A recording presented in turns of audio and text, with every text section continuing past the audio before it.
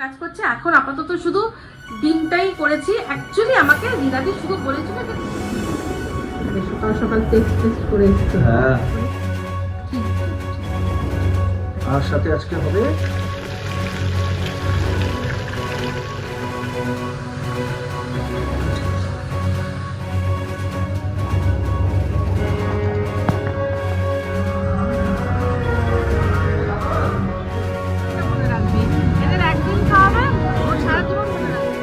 কোথায় যাচ্ছ?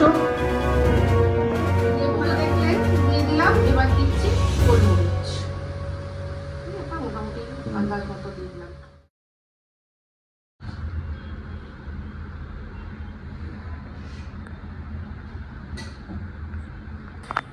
হাই, আমি ইপসিতা, সবাইকে আমাদের চ্যানেলে স্বাগত জানিয়ে শুরু করছি একটা নতুন ব্লগ। আগের ব্লগেই বলেছিলাম যে এই যে মাল্টি কুকারটা, এটা কাজ করছে কি করছে না ওটা আমরা দেখবো হাম লোগ নেক্সট এপিসোড মে।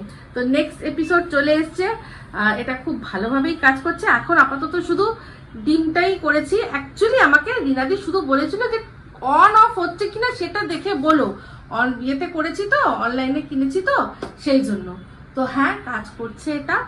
ডিম সিদ্ধ হচ্ছে আজকে আমাদের, ব্রেড, ডিম সিদ্ধ আর কলা, এই ব্রেকফাস্ট। তো এই দিয়ে শুরু হলো ব্লগ। তারপর সঙ্গে থাকুন। আজকে রান্না মিস্টার দেব স্পেশাল একটা কি মাছের ঝোল করবে সেটা আপনাদের সাথে শেয়ার করব।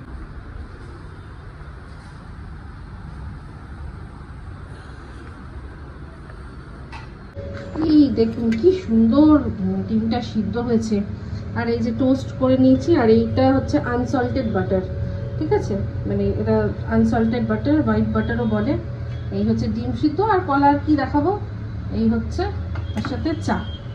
এর মধ্যে একটুখানি গোলমরিচ আর একটু নুন ছড়িয়ে মিস্টার দেবকে দেবো। আস্তে আস্তে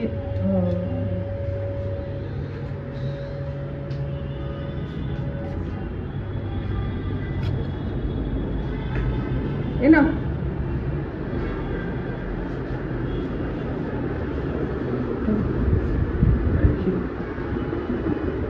সকাল সকাল টেস্ট করে এসেছে। মানে স্নান টান করে নিয়েছে। হ্যাঁ, ওই জেল ফেল লাগানো থাকে না সারা বডিতে, অস্বস্তি করে। সত্যি তাই। মানে প্রথমে ইসিজি, তারপরে আল্ট্রাসোনোগ্রাফি, সব এগুলো করলো না, তো সেই কারণে তোমার এই জেল লাগানো অস্বস্তি। হ্যাঁ, ভালো করেছো, খেয়ে নাও, তোমার ওষুধেরও টাইম হয়ে যাচ্ছে। আর এই যে ঠোঁটটাকে নুন, এবার নুন দিয়ে আমি ভালো করে মাখিয়ে রাখবো খানিকক্ষণ। হলুদ দিয়ে তো ভেজানো ছিল, দেখো হলুদ হয়েছে না, এবারে নুন দিয়ে ভালো করে নুন দিয়ে এটা ভালো করে মেখে খানিকক্ষণ রাখবো। তাহলে জলটা যেই, আর এটা মা কেটেছে বলে একটু বড় বড় হয়েছে, ডেবড়া ডেবড়া। যাই হোক, রিনাদির খুব চিন্তা ছিল এটা চলবে কি চলবে না, অনলাইন থেকে আনানো যেহেতু। আর বলছিল তোমার কি পছন্দ হয়নি, যেটা ওটা কাজে তোমার লাগবে না। আমি বললাম ভীষণ কাজে লাগবে। তো এবার আশা করি বুঝতে পারছো কতটা কাজে লাগলো। তো এটাকে আমি এখন সরিয়ে রাখবো। ভালো জিনিস একটু বুঝে বুঝে করতে হয়, অবশ্যই। তো খুব ভালো জিনিস, খুব কাজের জিনিস সত্যি। আমি এটার মধ্যে এবার আজকে আমি খেতে খেতে বলছিলাম যে একটু ওই ইডলি স্ট্যান্ড আছে না, তো মিনি ইডলির বা ইডলি বানাবো, বা ইডলির মতো করে আরো অন্যান্য চাল ছাড়া আরো এখন অনেক কিছু দিয়ে বানানো যায়। যাই হোক, বানাবো হেলদি ব্রেকফাস্ট বানানোর জন্য, এটা কাজে আসবে। বলো, এটা দেখে একটা গান মনে করো। সাধের লাউ, আর কি গান, সাধের লাউ বানাইলো মোরে বৈরাগী। তো লাউ এনেছে আর চিংড়ি মাছ এনেছে, লাউ চিংড়ি হবে। তো হ্যাঁ, তো চিংড়ি মাছটা আমি অ্যাকচুয়ালি বলতে চাইছিলাম, বললো যেটা আমাকে চিংড়ি মাছটা আগে ধো, দেখো কতটা আছে, দুটোতে অল্প অল্প করে দিই। আমি 500 চিংড়ি মাছ এনেছি। যে চিংড়ি মাছটা তুই পছন্দ করো, মানে ছোট, যেটা তরকারিতে দেওয়া, বড় ছিল কিন্তু ওটা তরকারিতে দিলে ভালো লাগতো না, ছোট চাবড়া। হ্যাঁ, তো সেটাই আমি 500 এনেছি। এবার 500 থেকে মনে করো চোকলা ফোকলা বাদ দিয়ে 300 350 হবে। ওটা দুটো ভাগ করে চিংড়ি মাছ, এটা গন্ধে খায়। ঠিক ঠিক ঠিক।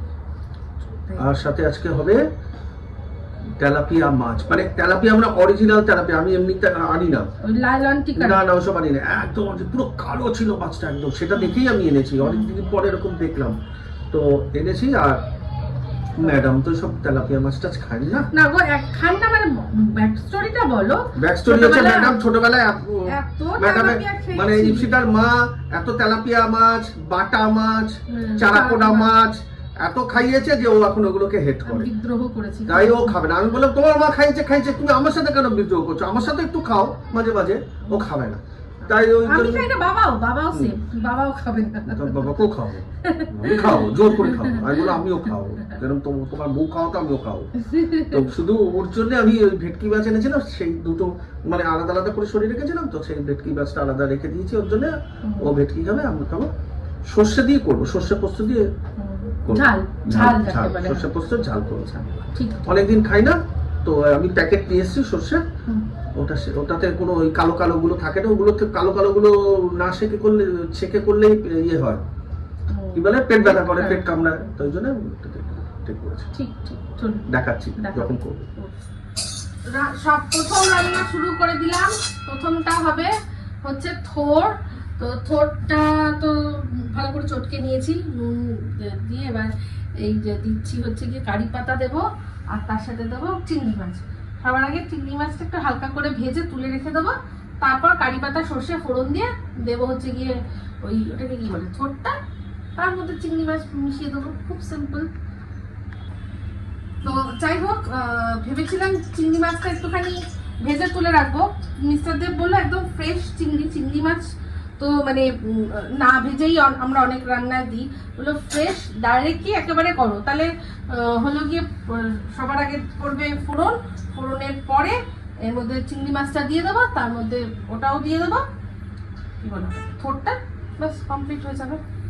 রেডি হচ্ছে তেলাপিয়া মাছ, আর তার সাথে এই যে ভেটকি মাছ দুটো সরিয়ে রেখেছিলাম ওর সাথে। আমি তেলাপিয়া খাবো না, তাই একদম এটা হচ্ছে একদম অরিজিনাল যাকে বলে তেলাপিয়া। একদম কালো কুচকুচে ছিল, এখন ছাড়াই আনন্দ ছিল। এটা অরিজিনাল, একদম অরিজিনাল। আর এর মধ্যে একটু কাঁচা লঙ্কা দিয়ে দেবো, কাঁচা লঙ্কা ফোড়ন দেবো।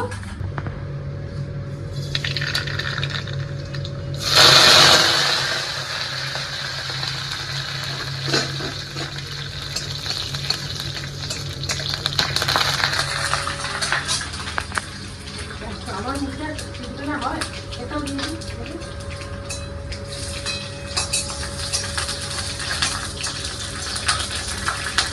মুখে ছিটলো, দেখো আমি কত সামনে ক্যামেরা নিয়ে গেলাম, আমার হলো না। আমার মুখে ছিটবে। বেশ বড় বড় চিংড়ি মাছগুলো আছে। এই চিংড়ি একটা দুটো করে মুখে করলেও যথেষ্ট, তাই না? একদম বন্ধে যেকোনো ছোট চিংড়ি মাছের টাই আমি খুন্তি দিয়ে একটু ছোট ছোট করে দিচ্ছি। হ্যাঁ, আরো দেখবে টেস্ট হবে।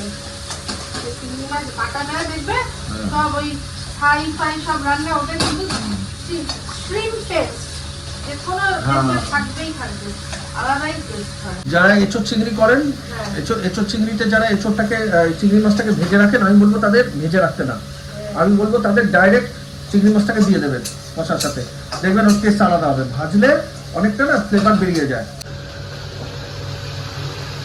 সেটটা দিয়ে দিয়ে চাপা দিয়ে দেবো। আর এর মধ্যে নামানোর আগে একটু যদি চিনি দিতে হবে। নুনটা চেক করবো, নুন দিয়ে যেহেতু কষতেছিলাম অনেকটা, তো একবার চেক করে নেবো, যদি লাগে তাহলে দেবো। এবার এটাকে একদম চাপা দিয়ে হতে দেবো সিদ্ধ। অলরেডি বেরোচ্ছে। আর তার উপর এই যে কারি পাতাটা দেওয়া না, আর কারি পাতা অ্যাকচুয়ালি খুব ভালো যাদের প্রেশার হাই তাদের জন্য। এটাও দেবজানি বলেছে, তোমাকে তো আমাকে বলেছে যে কারি পাতা চায়ের মতো করে ফুটিয়ে খাবো। এই চায়ের মতো ফুটিয়ে খাবার কথাটা, এটা আমি প্রথম যখন প্রেশার আমার ধরা পড়েছিল, তখন ইপসিত আমাকে বলেছিল, কেউ না কেউ বলেছিল, কে বলেছিল আমার মনে নেই, তখন ইপসিত আমাকে সজনে পাতা ও আমাকে ফুটিয়ে চায়ের বোতল করে খাওয়াতো। আর সত্যি এটা ওয়ার্ক করে, 3 দিনে কমে গেছে তোমার প্রেশার একদম। সেবারও খুব মানে বাড়াবাড়ি হয়েছিল, আর সত্যি মানে কাজ করেছিল। এমনিতেই আপনারা যেন সজনে আছে, সেই আলোচনা করছিলাম, কলা গাছ, সজনে গাছ, এগুলো সত্যি উপকার, আর প্রেশারের জন্য খুবই উপকার।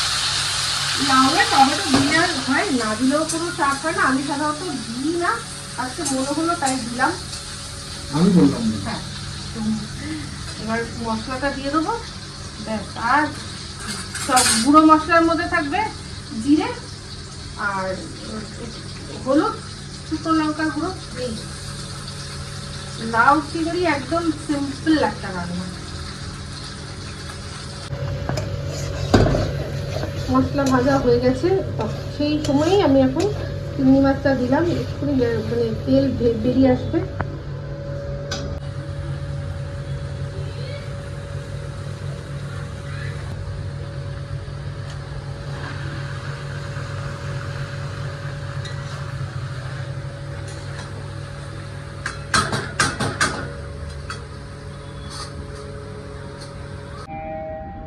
দাঁড়া, ঢুকিস না। রন, কোথায় যাচ্ছ? কোথায় যাচ্ছ? কোথায় কোথায় যাচ্ছ? রন এখন যাচ্ছে চাল আনতে, এই যে ব্যাগ নিয়ে যাচ্ছে বাজারে চাল আনতে। কি চাল নেবে তুমি? আচ্ছা, দুধেশ্বর চাল নেবে, বাঁশকাঠি নেবে না? আচ্ছা, কোন বাজারে যাচ্ছ? গড়িয়া স্টেশন বাজার। ও, গড়িয়া স্টেশন বাজার। ঠিক আছে, চলো। বাজার। হ্যাঁ বাজার। হ্যাঁ, চলো। আন্টি, রনু, চাল কিনেছো? হ্যাঁ কিনেছি। কিনেছো? আচ্ছা, এই যে রনু চাল নিয়েছে। চাল রনুর কেনা হয়ে গেছে। তেলাপিয়া মাছের ঝাল একদম রেডি, স্ট্যান্ড বাইতে রেখে দিয়েছি, উপরে ধনেপাতা ছড়িয়ে। আর এর ভেতরে ভেটকি মাছ আছে দুটো আমার জন্য। আর এই হচ্ছে লাউ চিংড়ি, এটাও একেবারে কমপ্লিট। গ্যাসটা বন্ধ করে এবার স্ট্যান্ড বাইতে রেখে দেবো, কমপ্লিট এটা।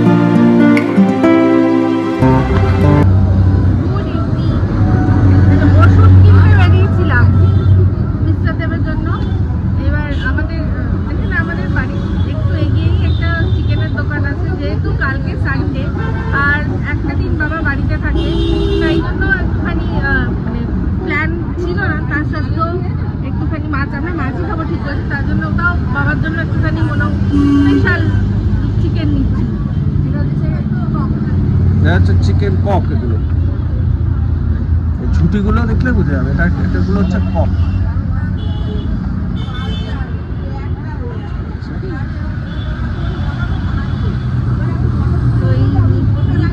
একটুখানি হাঁটলাম, হেঁটে ওষুধটা কিনলাম, এই চিকেন দিয়ে এবার যাবো বাড়ি। কি ভালো? হ্যাঁ,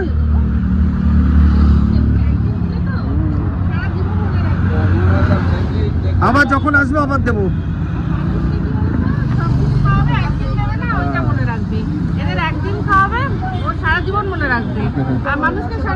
এই মুরগির দুটো পা এদের দিয়েছি, খুব খুশি। ওটাকে মাথাটা দিয়ে দেবো।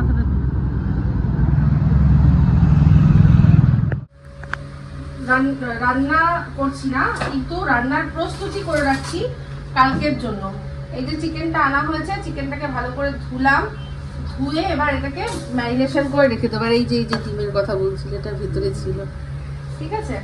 তো তার জন্য প্রথম একটা ম্যারিনেশন, যেটা সবার প্রথম দেবো, সেটা হচ্ছে লেবু আর গোলমরিচ।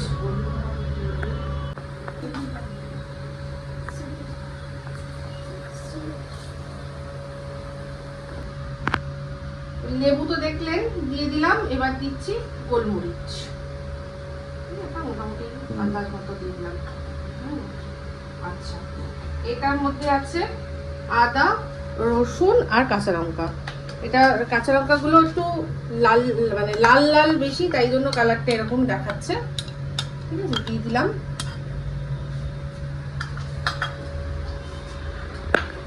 এবার দেব শুকনো মশলার মধ্যে হলুদ অল্প করে দিচ্ছ অল্প সব, করে, হ্যাঁ সবই অল্প করে কারণ দিচ্ছি। এটা মানে এই যা যা মশলা এখন মাখানো হচ্ছে, সেম মশলা কালকে আবার কষানোর সময় যাবে।